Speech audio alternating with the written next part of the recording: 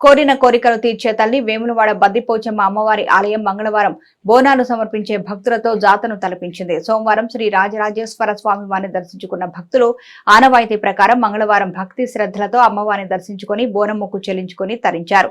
రద్దీ ఎక్కువగా ఉండడంతో బోనం మొక్కు చెల్లించేందుకు భక్తులు గంటల కొద్దీ క్యూలైన్లలో నిరీక్షించాల్సి వచ్చింది. ఈ సందర్భంగా భక్తులకు ఇబ్బందులు కలగకుండా ఆలయ అధికారులు తగిన ఏర్పాట్లు చేశారు.